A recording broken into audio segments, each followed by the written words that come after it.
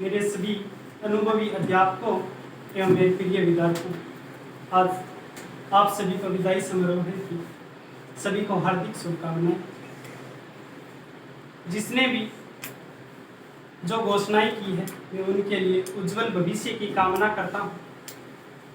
व्यक्ति के अंदर अगर हौसला और जुनून होता है तो व्यक्ति आसमान की ऊंचाइयों को छू सकता है।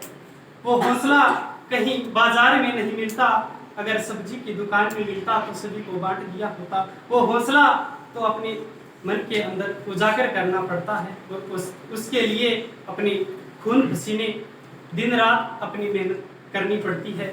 जैसे आप देखते हैं, आप विद्यालय में जब पढ़ते हैं विज्ञान या गणित का क्लास चल रहा होता है, तब आपके पिताजी खेत में काम कर रहे होते हैं और वो सोच रहे होते हैं कि मेरा बेटा एक दिन अपने खून पसीने की कीमत से वो एक दिन कामयाब होगा और मेरा नाम भी ऊपर होगा और विद्यालय का नाम भी ऊपर होगा। इसीलिए हमेशा मेहनत करनी चाहिए। एक बात बता रहा हूँ छोटी सी, 5-7 मेंढक थे और सभी ने कहा कि हम उछलते उछलते पहाड़ पर शिखर चोटी पर पहुंच जाएंगे। 3-4 तो थोड़ी दूर उछल के बोले हम नहीं पहुंच पाएंगे। तो एक मेंढक था, उसने मेहनत की और अपनी ऊंचाई तक पहुंच पाया। फिर रिसर्च किया कि वो बहरा था, उन्होंने सुना ही नहीं। आपको इस जीवन में बहुत से लोग मिलेंगे कि आप कामयाब नहीं हो सकेंगे, परंतु उन लोगों से, बुराइयों से दूर रहना और अपनी मेहनत को जारी रखना। विकल्प बहुत मिलेंगे मार्ग भटकाने के लिए, संकल्प एक ही काफी है मंजिल तक जाने के लिए। कुछ लोग थे जो वक्त के सांचों में ही डल गए, कुछ लोग थे जो वक्त के सांचों में ही बदल गए। कुछ लोग सोचते हैं कि यह अमीर है तो ही पढ़ेगा, कुछ लोग सोचते हैं कि गरीब है तो ही पढ़ेगा।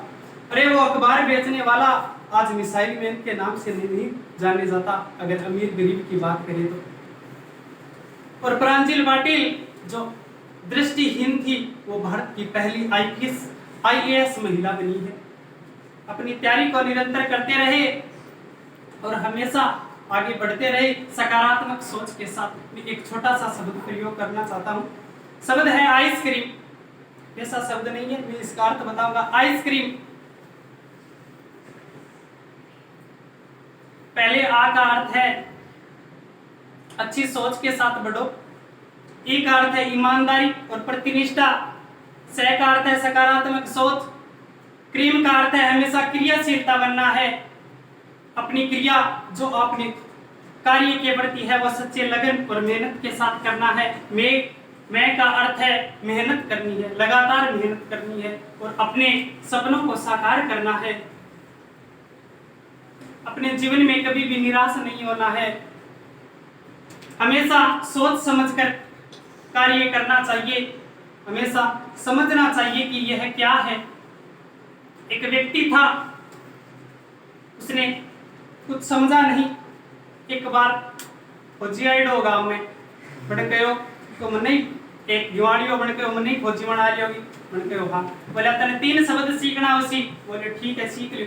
बन गयो एक तो है यस, एक है नो, एक है वेरी गुड। वो बोले ठीक है, इतना तो मेरा एकदम रटीज गया। रात में जगान के पूछ लिया मैं इतना तो बोलूं।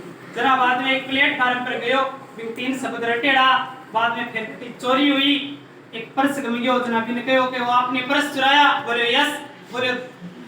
बोले दे दो। बोले नो। बोले जूते पड़े ले। बोले वेरी गुड।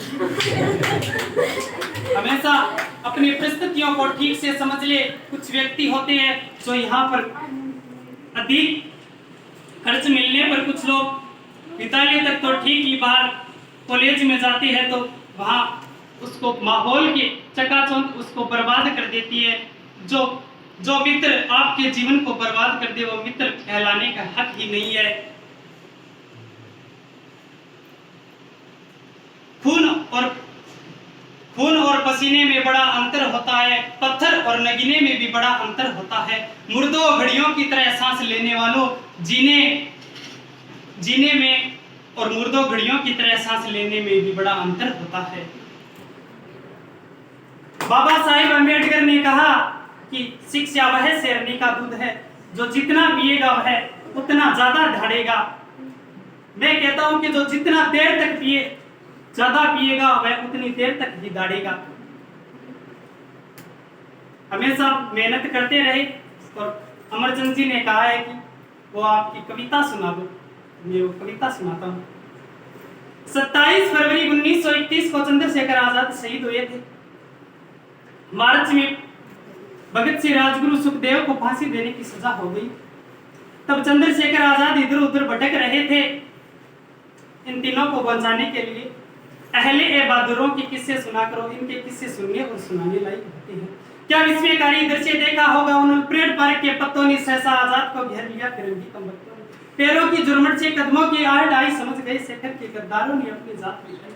अपने दोस्त से कहा कि दोस्त संभलो, अपने दोस्त से कहा कि दोस्त संभलो, दुश्मन ने किया आघात है, माना कि ये देश की तुम्हारे मरने की जज्बात है।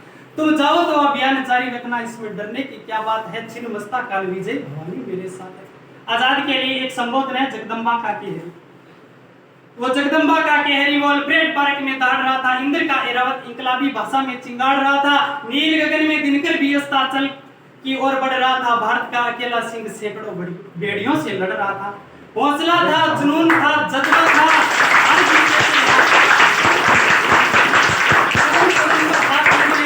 निराशा, अरे धरी की धरी रह गई गौरव की अभिलाषा।